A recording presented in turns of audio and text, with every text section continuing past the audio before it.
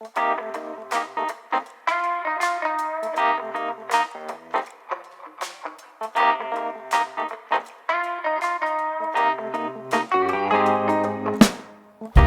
looking for much of many, 'cause we got plenty. No line of division, we're all head. Welcome back to You're Not My Father, the only Alaskan podcast dedicated to providing fatherly insights, wisdom, real life stories, and the occasional joke or two, or three, or four. I'm your host, Thomas Greenman, and today's guest is no stranger to our show. Back for round two is the fearless father with $1 million smiler, Tyler Young. Welcome back, Tyler. Hey, Thomas, I'm glad to be back. Hey, so I am so thankful that you're back on the show for a second round. In the first one, you interviewed me, which was really new. But I really find you fascinating. You're just a really positive guy. You've had a lot of life experiences and challenges. You're a successful entrepreneur. There's so much wisdom that we can get from you, and you're young. You know, you've literally, it's your last name. I mean, Yeah. but you've still got a long career ahead of you. You're a father, you know, you're co-owner, you run a successful company. There's all kinds of things out there. So, for those of you that are listening to the show, maybe we talked about in the last podcast, with Tyler, but I met him back in Puerto Rico in January, and just a very honest, genuine guy. We just had this spontaneous conversation. It was wild. But Tyler, one of the things that you talked about with me was your brother and your mother, some challenges that you guys kind of went through in the beginning that really kind of changed and framed up your life in a lot of ways, and probably a lot of your mentality and headspace. So I would love if you talk to our listeners a little bit about that. Yeah, that's so fitting because it is Mother's Day today, right? So happy Mother's Day to all the mothers out there, and any of them who choose to listen to this podcast, if you happen to be, happy Mother's Day. And if you forgot to tell your mother happy Mother's Day on Mother's Day, it was May 12th. If you're listening, write it down for next year. Set a Google reminder for that. Yeah, absolutely. So going into your question, I had a crazy, amazing mother growing up. She took on the world. She had 3 boys. Me and my younger brother are only 16 months apart. She had my older brother, diagnosed with leukemia at 23 months while she was pregnant with me. Crazy, fascinating story. She went to get her tubes tied, came home pregnant. So you're the miracle baby. No, that's my younger brother. Oh, your younger brother. Okay. Yeah, he's the miracle. That was like, hey, we got a child with leukemia. We got another child. I think it's time we, close the door on that. And she went all the way down to the clinic and came home and told my dad, hey, so we're not doing that. We already got one on the way. And that's Bubba. He works at Tonic in Mercy as well. So nice. That's cool, man. Yeah. So I was blessed to have a little brother to run through everything with, while our older brother and my mom was just helping navigate what it was to battle leukemia in the 80s. Yeah, that's just kind of stepping into your mother's shoes for a moment. Wow. Just your family, your dad and your mother, but especially your mother. Mothers are, they're the ones that are providing that comfort and succor to their kids. And it's like, wow. Yeah. I mean, as much as I know, right? I've asked some, but my parents don't get into all the details. She worked at John Deere when they found out, and she had to leave her job, obviously, to focus in on Ryan's health. And my dad had to step up, work a lot more. And it was a long journey that they had to battle leukemia. And it was, as a parent now, I have so much appreciation for my mom and dad to look at my 2-year-old at the time and think, oh, wow, imagine being told right now they have cancer. And then imagine being told, take your son home. Enjoy the time that you have left with him. These are things that my parents went through. And I just breaks my heart to see what they went through, yet I'm so proud of how they overcame it and how they raised us. And, I don't want to spoil it, but Ryan is 40. So I think we were blessed to have absolutely a winning fight, and so many are not. but a lot of that was the energy and positivity and the effort. My mom, it's Mother's Day, so she won some awards. She got a Mother of the Year award. She was involved with our schooling. She got on the board there at the school. She was involved in everything, honestly, as far as back as I can remember, where mom had 3 boys running around. I can't tell you how many times we had 3 boys over and there's 6 of us while dad's gone on a hunting trip and my mom's the only one there. Man, my best story, my mom was at my brother's 18th birthday party, maybe 19th. And, we were able to drink at home. And so we had a keg, and I would never saw this, but my mom did a cake stand. My mom did a cake stand with about 20 boys, just her and a bunch of teenage boys. And we convinced her and we held her up. I got that seared in my head. I said, damn, my mom is cool. That's pretty awesome. So tell me more about her personality. I mean, for her to, essentially drop her career and then focus in on her family.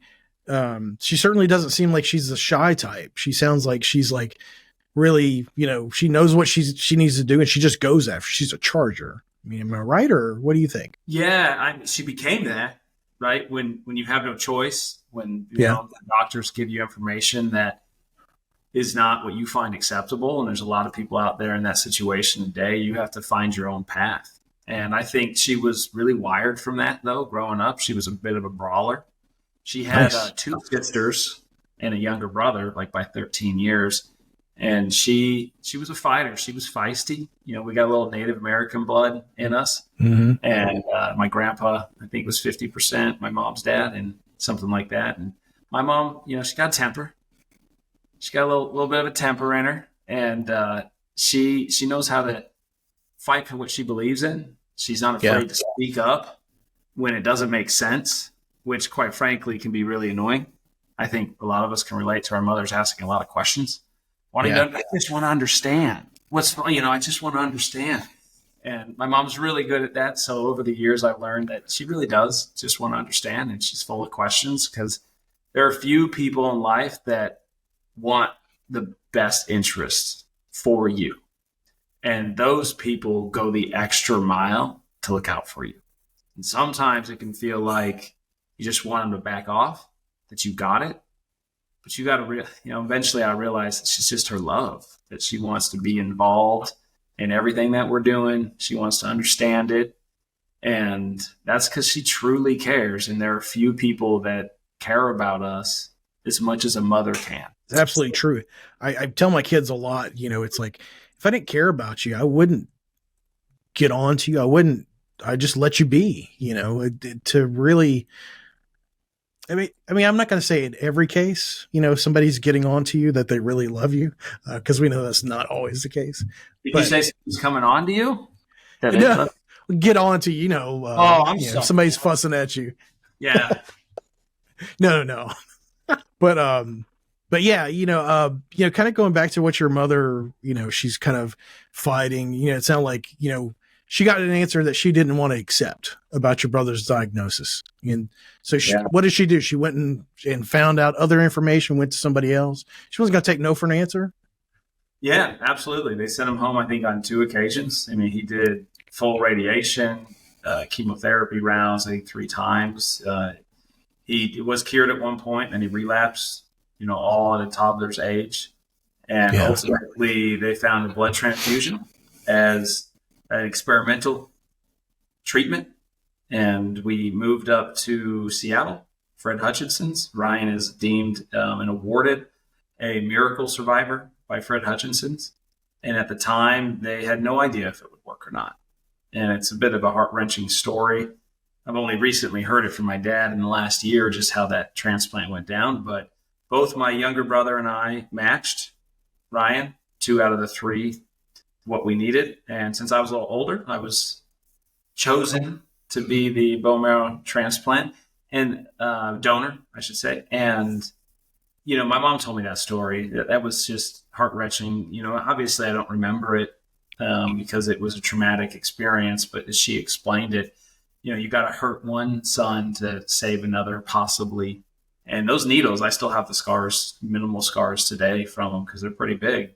But she described it, I didn't want to do it, so I don't try and take a whole lot of credit because I was hiding, and they had to gas me, and my mom had to hold me, and they, fight to put the gas on, knock you out. I mean, I was 3. So ultimately it worked, and which was really cool. I realized Ryan and I were twins for a minute, because, when you get a bone marrow transplant, it actually changes your blood entirely. So I think he had chickenpox. Yeah, he had chickenpox twice, because in that moment we were identical. All of the, I'm not a doctor, but as I understand it, it's been explained to me, we were identical at that time. And then he started to, fight his own viruses. But for that moment, we were the same. And that's why he got chickenpox twice.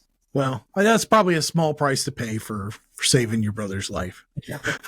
Again, I was 3, but it's, been something I went through, and it's something that has been talked about as I was growing up. So I have no doubt it's played a strong influence on me as a person. But I, don't like to try and claim any value like it would be today. If I had the opportunity to donate my bone marrow to save a life today with full choice, credit to everyone out there who's done that. I actually met Ashley from RSPA. Is the only second person I've ever met that's donated bone marrow. Really? Yeah. It's beautiful, man. So out of your brothers, not to pick favorites, but do you feel like you're closer to your older brother just because of kind of what you went through? When you're 16 months apart, you're so close, right? Yeah. My younger brother, Bob, and I were tied at the hip. His best friends were my best friends, and vice versa. And we always hung out. Always. So I couldn't say I was closer with Ryan because of the connection, but I think Bub and I were closer because while Ryan was in the hospital, we played together. While Ryan was in surgery, we played together. While Mom was at the hospital, she dragged us along. She literally told us, she made us go everywhere with her. She wasn't going to let us out of her sight. And it had a lot of impact on Bub and I. So I remember being asked to stop playing baseball because it was just too much on them at the time, and never played baseball again. After being asked not to do that, I think it was in 4th or 5th grade. Not that I minded, because I was about to move up to the, fast pitch. I remember something like that. I remember being like, yeah, that's fine, Mom. I don't need that ball coming right at me. But that's interesting. So you were asked not to do it? You weren't told, you were asked. Yeah, I was asked. I mean, I don't remember being told. I remember being asked. I remember, strong communication saying, hey, now's not really a good time to do it. I don't think my parents ruled by demand. They communicated and explained most of the time. My dad was, he had an iron fist when he needed it. So speaking of your dad, I don't know if I know too much about your dad. I know a little bit, but why don't you share with me and with our viewers a little bit more about your dad, like maybe what he was going through during that time period and where you guys are at now? I mean, that's going to take at least 3 podcasts over him. So I'll try and explain it the best I can with a little bit of time. My dad is my hero. My dad is my best friend, but he wasn't always. Mm-hmm. And he is today.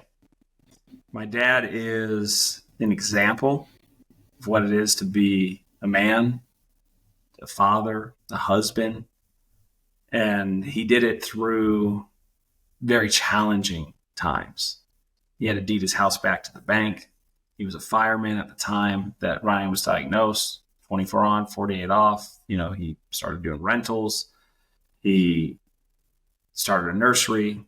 He built a log home. He's a mechanic, an electrician, he's the plumber. He dropped the trees, incredible with the chainsaw. He was a welder. There's some crazy art that he welded when he was younger, 19, 20. He's just incredibly capable. Was just polar bear hunting in negative 40-degree weather up in northern Canada. He's getting his Super 29. That's the last animal. So you're familiar with that because you're in Alaska.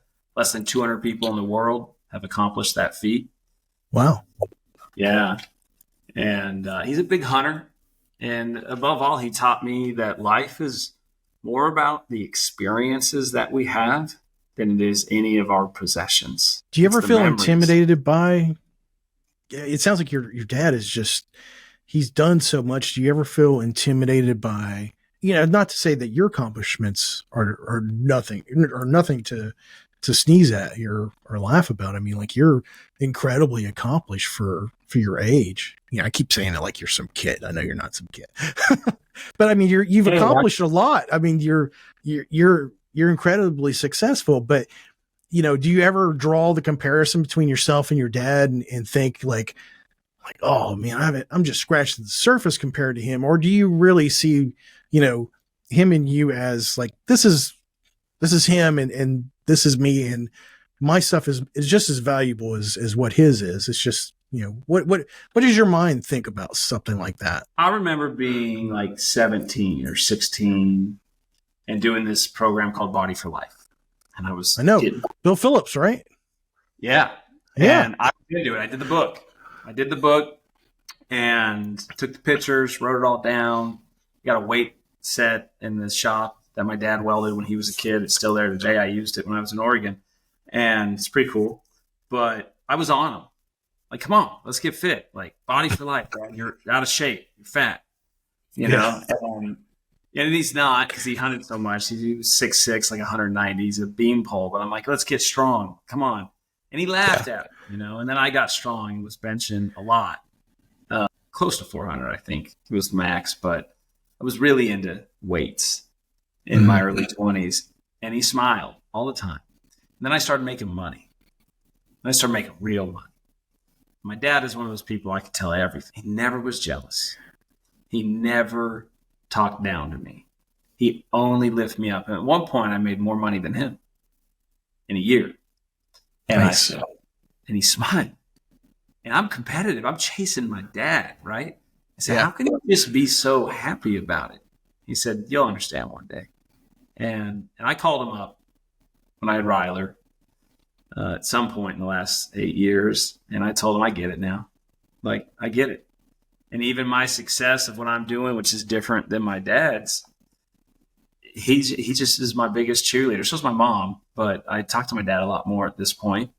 And while he's accomplished, he doesn't stop. So all the time I tell him, you're just constantly setting an example for me to pursue. Now he's starting a outdoorsman show in Nevada, Reno. Because all of them moved out. And my dad's been in the space. He had a hunting television show. And he's like, no, there should be one here. He doesn't need to do this. He doesn't need to do it all. But he's like, no, there should be one. He's going to, I don't know, he's doing 15 trade shows a year, give or take. He's 9 days in Pennsylvania standing at 65 years old, crushing it. I mean, he just doesn't stop with his innovation, his projects. We have a log home. Maybe you can put a picture up because it's gorgeous that he built himself. He just took a class at Mount Hood, 1-day class, learned how to build log homes, Lincoln logs, chop them down, cut the grooves. And he ended up building the home. Then he went on to build log homes for a while for Mark Fritz, who put the class on. And that's where all the animals are. It's incredible. But it's tile roof, 50 years, and it's steep. He's up there pressure washing. Okay. Steep. He's got ladders, 3 ladders. There's just ladders are stacked up on this thing so he can even walk. It's so steep. He pressure washes. He does this thing 3 times. This is this year. Pressure washes it. Okay. Then he paints it. Then he sealed it.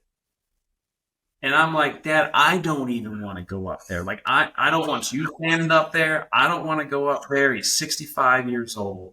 And he's out there doing it by himself? All by himself. I mean, wow. He did an addition to his shop because he needed a room for another vehicle. He just does it. He did an addition. He's built things without design. It's blown my buddy's mind who does this. Without design, adds 900 square feet, brings logs into logs. It was just, he had some frustrating days. I saw him, getting kind of mad, but without even figuring it out in advance, it's just pour and go, let's build. It's pretty humbling is all he makes me feel, Thomas. And that's today's podcast about fathers. Like, what can a father be in our life? And my dad, as I said, wasn't when I was young because he was gone a lot. He was gone in, our teenage years, 6 months out of the year. He'd be gone for 30 days, back for 1, gone for 30. And he was hunting the world, creating stories, and he's a master storyteller. And I remember getting frustrated. I had a fight with him one time. I said, you can't tell me what to do. You're not here. Mm-hmm. Right? There were moments where I was frustrated. He wasn't around, but he was around when he needed to be. He was around when it was important.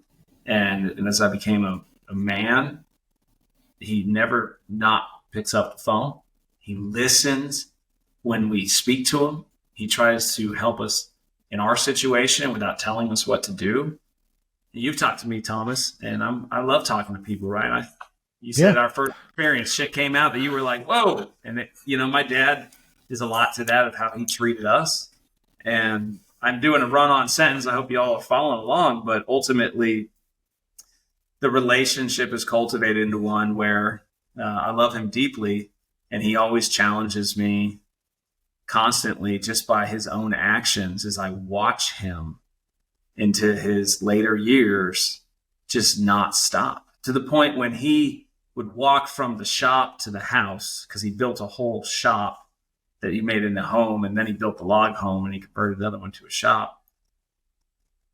If we saw him walking, me, Bub, and Ryan, we jumped up.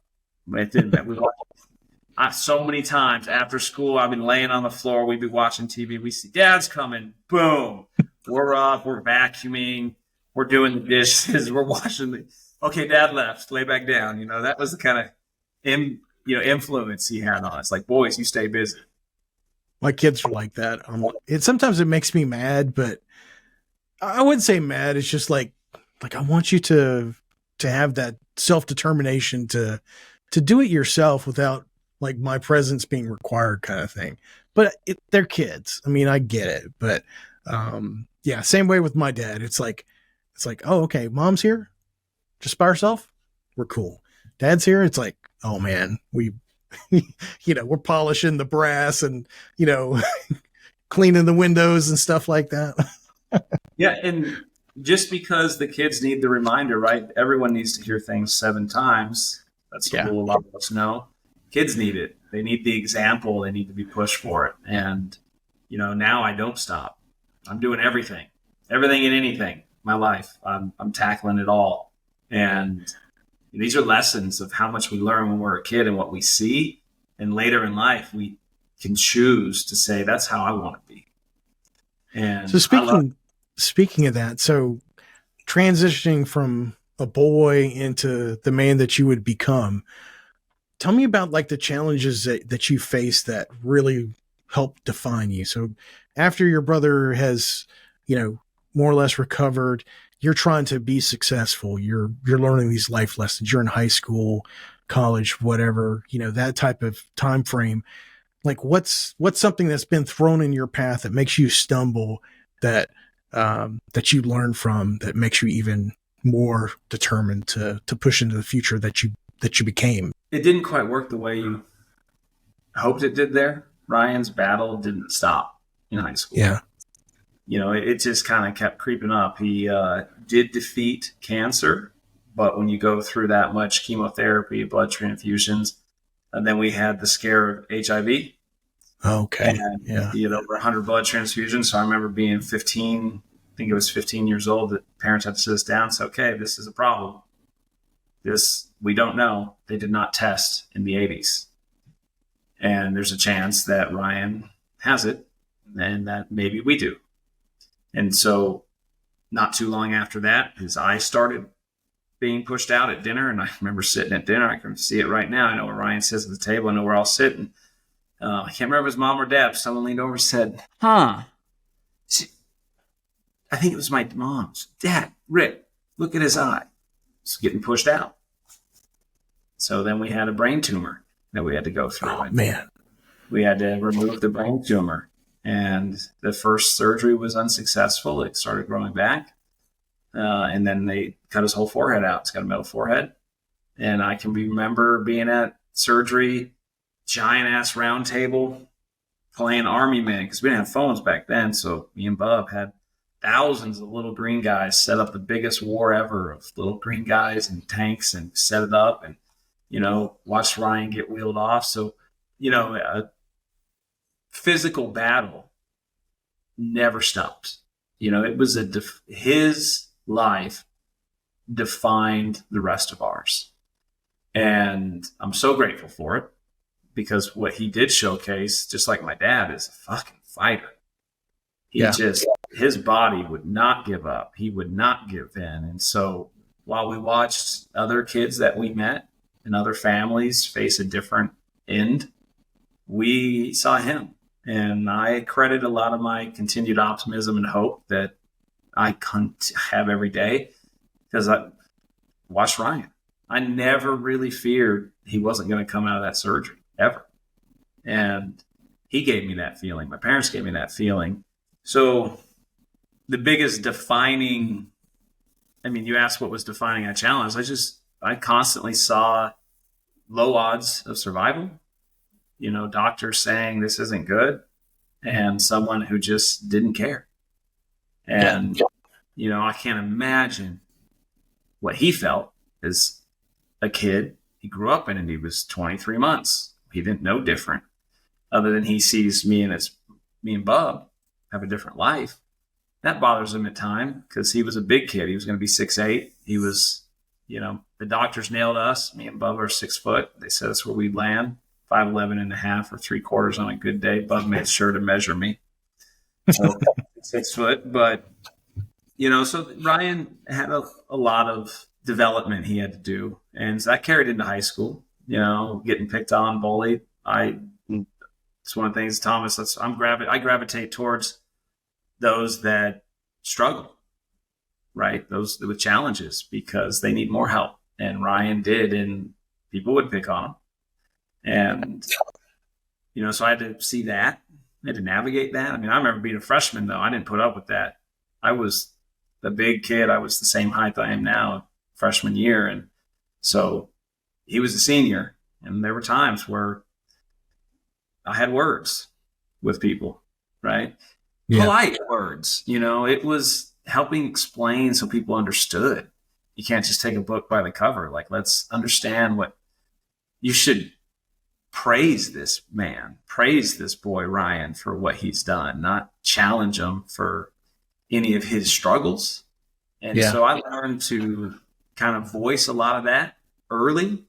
And I found it to be really successful, that as people understood, the more they knew, the more caring they were, the more protective they were.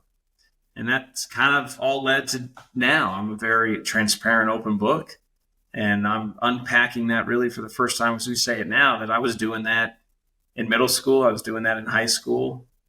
And the root of it was Ryan. So, your brother played a huge pivotal role in your years. And it not to sound like he still doesn't play a pivotal role in your life, but are there times like in maybe that time period where not necessarily that you felt isolated, but you felt like you were struggling with issues that like were Tyler issues? Like I can't really talk to my dad, or I can't really talk to somebody else. I just feel like I need to work through these things on my own. Did you ever run into those types of like imposter syndrome type of times, like where maybe you thought like, maybe I'm just not good enough to do this or whatever? Even, I can tell you from like my own personal experience, like there's plenty of times where I felt like maybe I wasn't cut out to do this or something. And, a lot of times I just end up praying or maybe I just kind of did some kind of soul searching kind of thing, in some kind of hippie kind of sounding way or whatever. But I usually felt like I kind of came out on the other end of the spectrum, like I came out at the other end of the tunnel, having learned something about myself. Did you ever run into any of that type of stuff, or did you just have such a close, tight knit family that, it just never really happened for you? Like, depends on what age. Right? Like, as you described that, I've faced that a lot more as an adult than I did as a child and a teenager. But as an adult, yeah, absolutely. Had many challenges in life where some are just not appropriate to go through with others because you got to figure it out for yourself. between you and God. If you believe in God, which for a long time I didn't, right? I thought I did, but I was not committed with my heart, right? Yeah. And when I was young, family made a difference. Having two brothers, a mom and a dad, involved, caring, sharing, home environment I love to be at, home environment our friends love to be at. Within our circle and greater circle, no, I had a lot of confidence. I had a lot of safety. Yeah. And that's how important being a father and a mother are. Being there, even when you don't know it. You know, my dad gave killer advice to Gary that rings true to me today, which is kind of why I sat here. It's a perfect time to say it. Like, you know, my backyard, I moved to Georgia and I invested in all that out there because I had 5 acres, 20 acres neighbor. It was all trees. My dad put an above ground swimming pool in our teenage years. We had the trampoline. We had airsoft guns. We had blow darts. We had bows and arrows. We had paintball guns. I got in trouble with some blow darts. Yeah. My dad busted his across the leg. I mean, I shot Bub, or Bub shot me. Damn it, I think Bub shot me. But right, like in the eye, right here. Oh my God. And so he like snapped him right there. He's like, that's going to take an eye out. And then he snapped our bow and arrow in half because we must have been 9 and we thought we could dodge arrows. So we would stand in front of the targets and shoot each other. And Bub got me. That's where I was like, dang, I think Bub got me again. He got me right in the stomach, you know? And my dad came out and busted the bows. So what are you boys doing? Well, you know, supervision is important. You need to supervise your boys. If you got a couple boys close in age, they're going to get in trouble. Is this one of those stories that you're going to hold in reserve with your kids until they get older because you don't want them to start acting it out? Well, Dad said it was okay. I mean, oh no, I'm going to tell them what we did and how it was inappropriate, dangerous it was. You know, that's you got to teach early that that's not okay. And Dad was a silly little kid. Do you want to be a silly little kid? No, you don't. You know, you want to be a little better than that. So, yeah, this is fun talking about history. So, I know that this may be kind of a sensitive subject, but hold on. I want to go back and answer that. Go ahead. Well, I did have a lot of support. I did have a lot of fear and insecurities.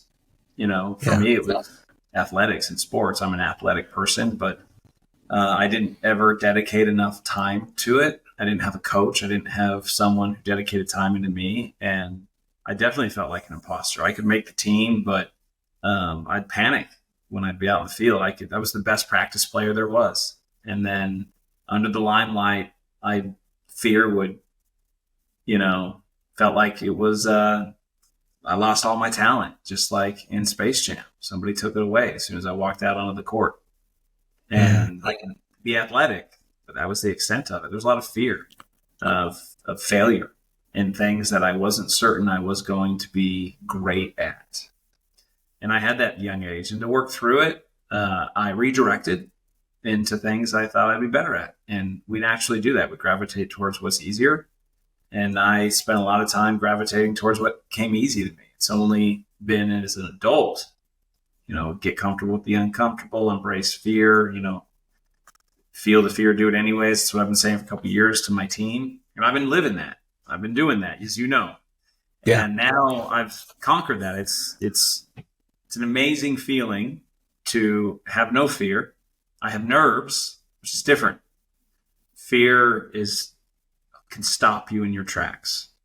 And I've learned to overcome the fear. I can feel the nerves, but I know I'm going to push forward. Right. When I was a kid, I did not know that. I did not have that. I don't think a lot of kids do. And that's where just the other day, my son was talking about another boy and his behavior. Without getting into the details of that behavior, I explained to him this. So that boy is a child. He was scared. He was upset. You're getting upset and you're attacking him back because that's your feelings. And I talked to him and I expect more from him. It was the first time I really spoke to him that way. It's like, I expect more from you. We talk about these things. And when you see someone, a boy, child upset, if you match and mirror that upsetness, you're only going to lead to more conflict and frustration for yourselves. Like, calm down. You don't have to be upset. These conversations I am starting to have more regularly with both of my children. Yeah, me too. I've got a 14-year-old and a 9-year-old, and I think my daughter, because she's not really outgoing, I feel like she draws some of that aggression in some ways. I mean, she's a second-degree black belt. She can take care of herself. But it seems like she draws it, where my son is he's more aggressive. He's very outgoing. I think sometimes he makes that drama on his own in some ways. So yeah, still with my daughter, it's more of like I understand versus my son, where it's like, do you understand this? You can't do that. Patience is important with our boys. My dad showed a lot of that in the areas that he needed to. We were not perfect, and we made a lot of mistakes. I can recall a lot of them where dad was frustrated, and I was not as responsible as I am now, right? So children are going to be children no matter how much we treat them like adults. So are your parents still married today? They are. That's beautiful, man. I feel like nowadays marriage, I feel like in older generations, I think people really understood what marriage was about, where nowadays it's questionable. I think some people get married maybe for the right reasons, and then there's plenty of people who get married for the wrong reasons. I'm on my second marriage myself. I feel like my first one, I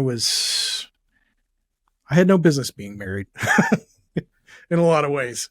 And so for you, you've got kids, you're not still married right now? I had the children out of wedlock. Okay. And so we separated in 2020, and that was, we talk about those challenges in life to get through. I did get married for 3 months when I was like 22 to my high school sweetheart of 7 years. That lasted 3 whole months. Not for the reasons you'd think. Marriage wasn't it. There was a lot of discovered information after the fact that led to the end of the relationship. But those are troubling times, heartbreak, heartache. These I think are the areas we can grow the most. Betrayal is the key word, because betrayal can come from a best friend. It can come from a friend. It can come from a coworker, an employee, a parent, a family member. Betrayal can come from it can even come from yourself.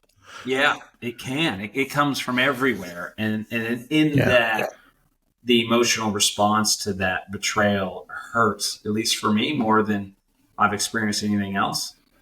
And my relationship in 2020, ended rough as well. But we worked through a lot of that together and cohabitated for 3 years and 9 months because our kids were 2 and 3. And kids come first. Yeah, absolutely. I feel like marriage is like, I don't know if it's that important, but I feel like kids are really the ultimate relationship, that ultimate commitment, where marriage theoretically should be just about the same, if not better. But I feel like where you have marriage can come and go, and you don't really have to have any ties to them. But once you have kids, you're connected to them essentially forever. Your bloodline is tied to them, forever essentially. And it's a challenge. We've talked about it on the show, and me and Tyler have talked about it, but I have a son who I've never met. And that's got its own set of challenges, but just even with the kids I do have in my house, it makes it sound like I have so many kids, but even just the kids I have in my house, it can be a challenge. But really having my wife is amazing. And maybe it's the whole possessive thing is a little cliche. I'm her husband, she's my wife, whatever. But I feel like it's this really great partnership. It's the more I know about business, the more I'm involved in business. I feel like your wife, your spouse is like your your personal business, partner, like this person's with you through thick and thin, shares in the profit and loss, all that other good stuff. Like what are you looking for? Now we're trying to set you up, Tyler. Now there's some woman listening to this show and we're like, we got to make Tyler not single anymore. Like, but what are you looking for in a woman? Like, what do you think gels for you? Like, what do you feel like is that thing like that you need? Which I want to address the comment. You got to put the hair up now. It's going to get hot in here. So thinking about that. First, I want to address that when you do have kids, it's a commitment that hopefully most of us connect with. Not all fathers do, and that's kind of the point of the podcast. Yeah. But what's the beautiful thing about marriage is it is a choice. It's a choice you make every single day to honor the commitment that you made. Whereas with children, if you're connected to your child, you don't have a choice. You're going to put them first for a lot of adults, not all, and the majority. But with marriage, it's even more beautiful because you get to choose your wife and your wife you, and you have to put a lot more effort into maintaining that. I think that's why God says, your relationship comes before your children, because it does. And it should come, in my opinion. And I ultimately have chosen to be single this whole time without dating because I'm not ready to put anyone above my children. And for a while, somebody had told me. That's beautiful, man. I really appreciate that. I do. Yeah.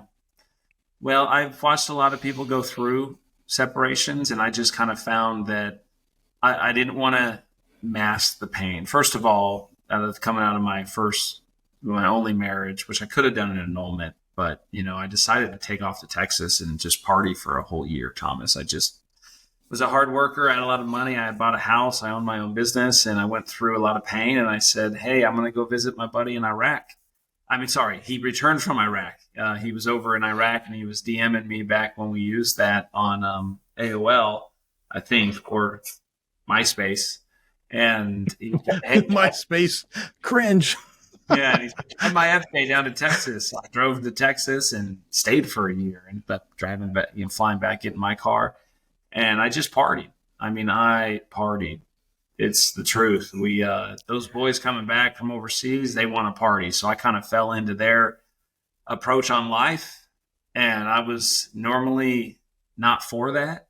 I wasn't a guy into any drugs or any of that stuff, and we didn't get into any drugs. I did have some white Flexerol or Tramadol, right? They were painkillers. I tried that for a little bit because that's a common thing in the military.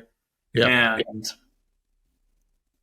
it was. We had this challenge. They said, we're going to do our whole leave. We're going to get drunk the whole leave, 60 days. And we did. And then they all went back to work, and I said, I'm going for 90. Wow. And so I went 90 days straight, but I was just focusing on myself. I worked out 3 times a day, ate 8 meals a day. I was 6%, 8% body fat on those handheld things. Who knows if they're accurate? 205 pounds. I'd go to the hot tub in the morning, and I'd stretch. I'd go home. Danny went to work, my best friend to this day. I lived with him. And then I'd go do a traditional lifting exercise around noon. And then he'd get off work, and we'd jog to the gym 2 miles. And then we'd do a CrossFit workout. And then we'd go out and get drunk. And I'd get up at 6 a.m. hungover, but not really, because you get used to it. And I have a really strong liver. I'm really, high tolerance still to this day, because you're planking with your liver. Yeah. I do a lot of health stuff now, because I didn't really drink before that at all. I just kind of dove in, right? I was going to have fun. It was a challenge. So ultimately, I didn't want to go through that again. I had kids this time around. Going through just a separation was very hurtful. It's not what you imagined. It's not what you wanted. It's not what you wanted for your kids. And I said, I can't do that. So I focused on my mental health to just get right. And part of that is knowing that if I wasn't ready, I think I may be closer to ready now, 4 years later. more than 4 years now, 4.5. But so the next question, what am I looking for? And what I'm looking for is someone that lifts my spirits, that you have a partner in your life that makes you feel you can be more than you are, that has a way of challenging you, that doesn't drag you down. Because often to be pushed, it does require a shove. But that shove can be gentle or it can be hard. And I think if you find the right partner, they can have gentle pushes. And it doesn't even need, it could be just a rub of the back rather than a push at all. And when you have that person behind you, I'm going to put it this way. I have this vision of writing a song about this. And I talked to a few people about it, so it's cool. I'll get this recorded out there and see what people respond. I want you to imagine with me, close your eyes, and if you're in a position to do it. And I'm not driving, so I can close my eyes. All right. You have a family, you have a wife, you have kids, and you're in the kitchen, standing in front of the stove, and you are essentially grilling some chicken. You're flipping it. And your lovely wife comes up behind you, slips her arms around your waist and wraps them up and kind of grabs your chest and sinks her head into your back, because most of us are taller or equal height. Yeah. And the feeling that you have is comfort, is safe, supported. And most of us probably kind of lean back, take a little deep breath, and suck in that love while you're cooking and she's just loving on you in the family home. It's a very vulnerable feeling, right? It is, but I can accurately picture that. I don't know if my wife has done that exact thing. Like usually I'm cooking chicken on a grill, but our scenario is you're barbecuing outside, or you're working on changing the oil, or you're fixing something. It's that moment that she walks up behind you and wraps in behind you when you're not expecting it. Yeah. And your reaction is, right? But a lot of relationships lose that. I know mine did. And really?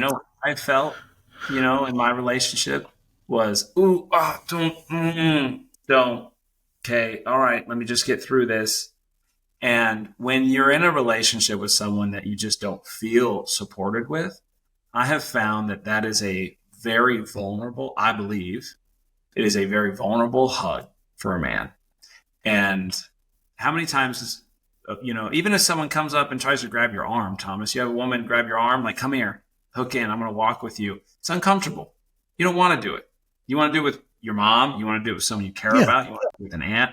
But you do it with someone who's not in that bubble. You're like, no. And now you imagine how many people are you going to let walk up behind you and snuggle their head into your back and wrap around you? There's not many that I would let do that. Well, yeah, and I would automatically assume that it's either one of my kids or my wife.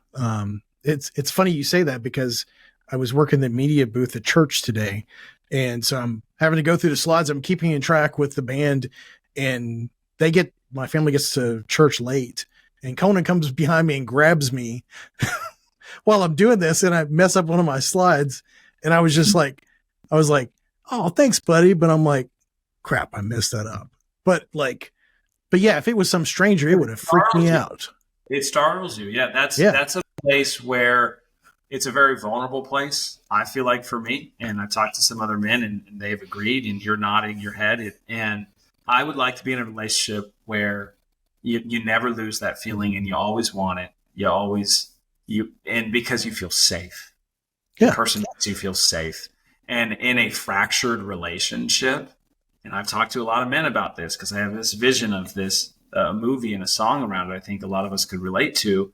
And it's a wonderful feeling when you have someone that stands behind you. There's a bigger picture to when a woman stands behind you and you feel safe and you feel supported, and they wrap in Okay, you feel strong, right? You're at the grill, Yeah. like, hell yeah, I'm grilling this. Like, this is going to be the best chicken ever, you know? Oh, I feel so supportive, you know?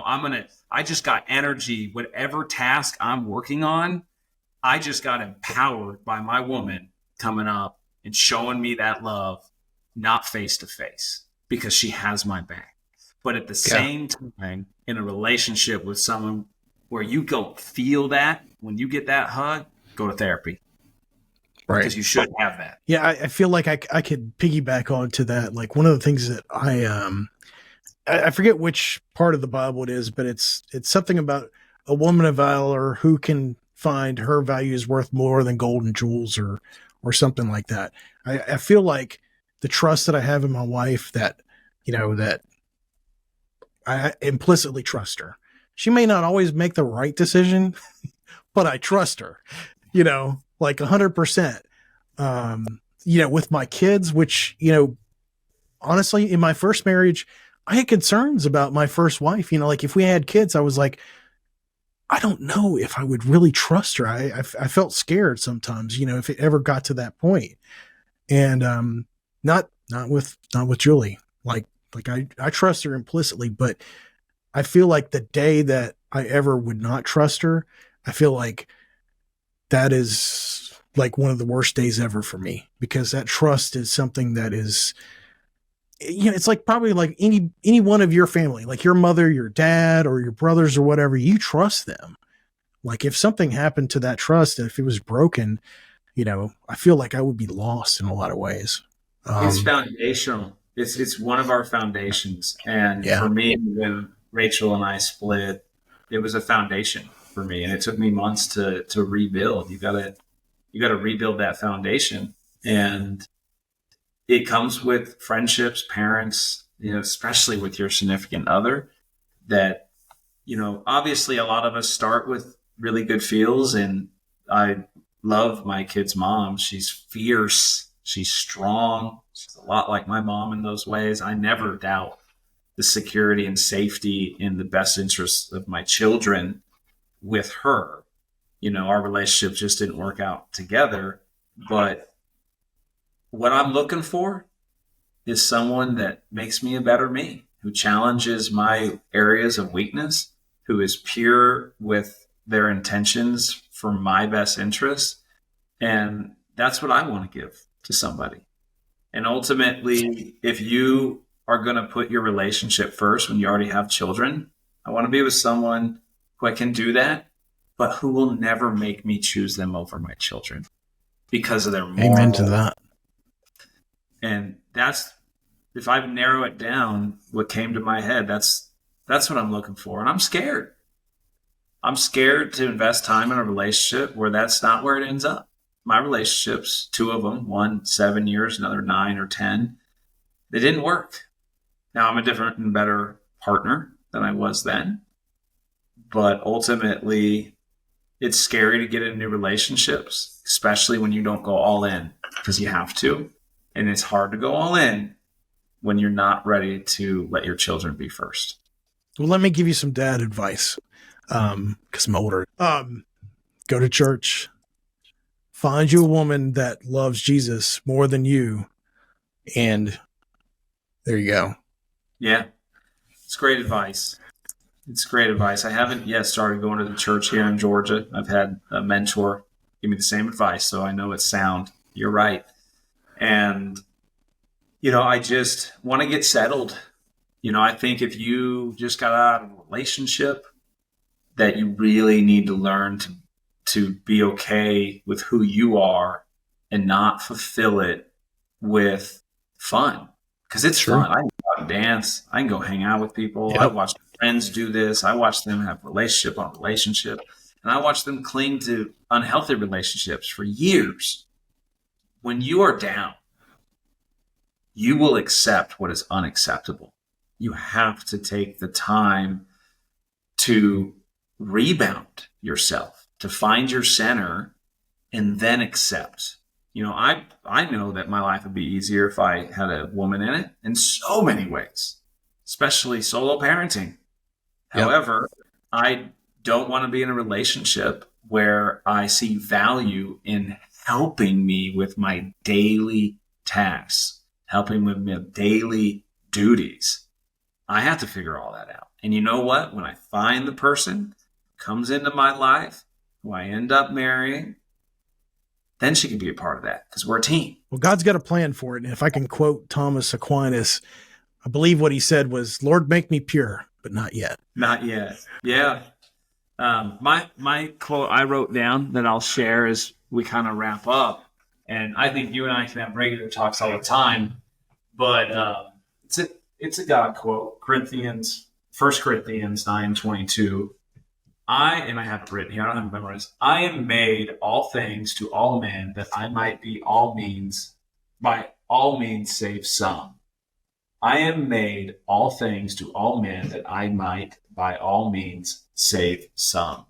I love what you're doing here, Thomas, because if you save one, if you help one person, if one person listens and they take a nugget out of this conversation that improves their life, or someday they find Jesus to be saved, but most importantly to me is the influence we have on each other is much greater than we realize. And all we can hope for with our children is that they get the greatest and the best impact that we can make on anyone's lives. And it's directed towards them. And it's hard and takes a lot of effort. But these podcasts, this transparency, this sharing, this is how you can try and help other people. So keep it up.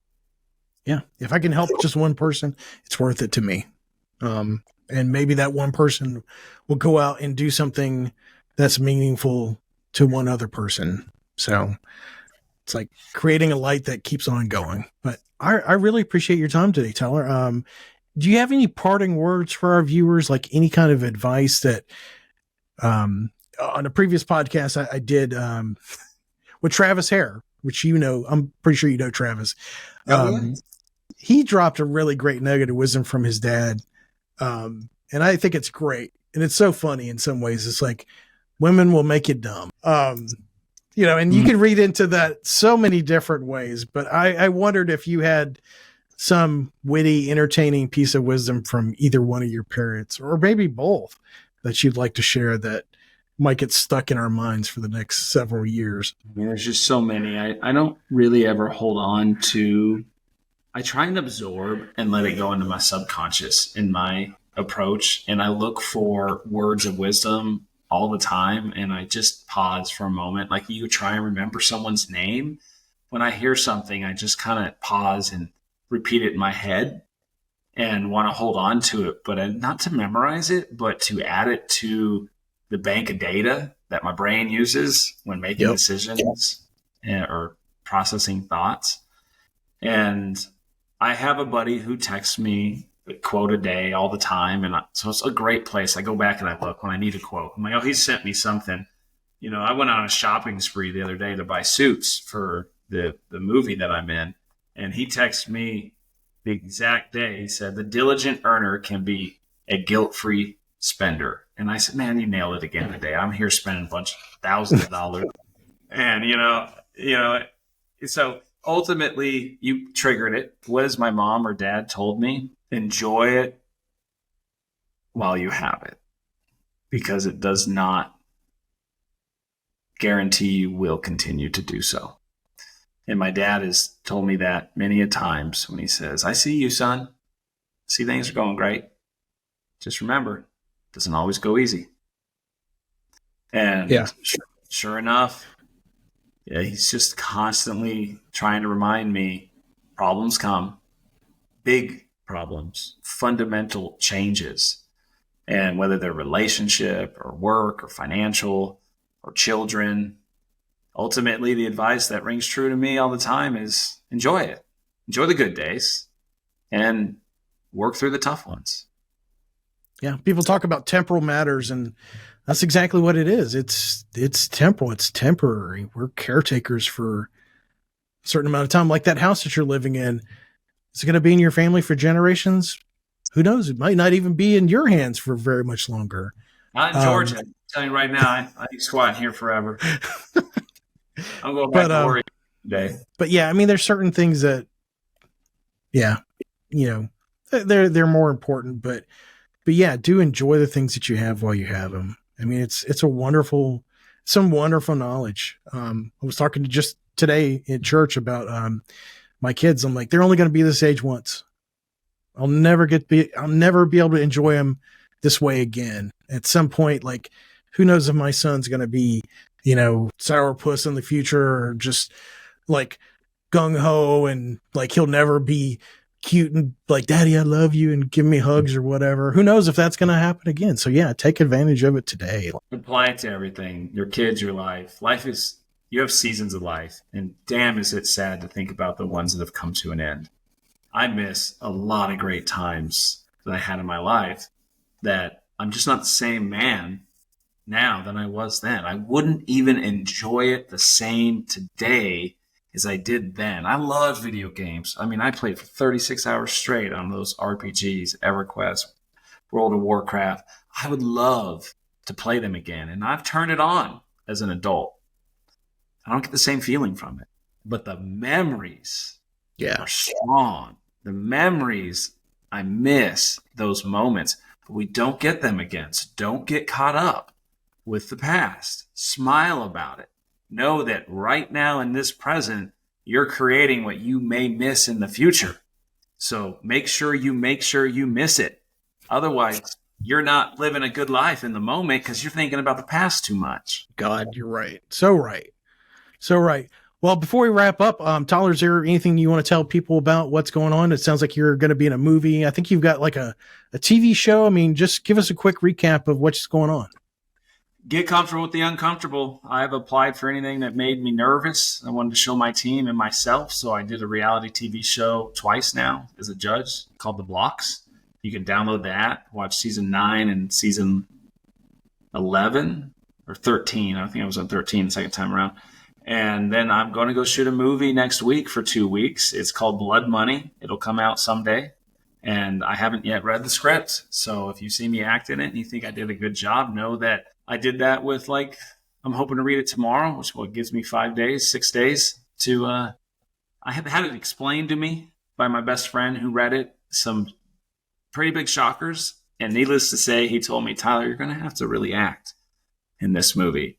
This is not you as a person. So I am looking forward to testing that. I auditioned and they thought I did a good job, knowing I was a complete rookie with no experience, never even done an audition before. But I said, hey, I'm going to try something new. Well, can't wait to see it, man. This is going to be awesome. Yeah. Well, I hope it's good.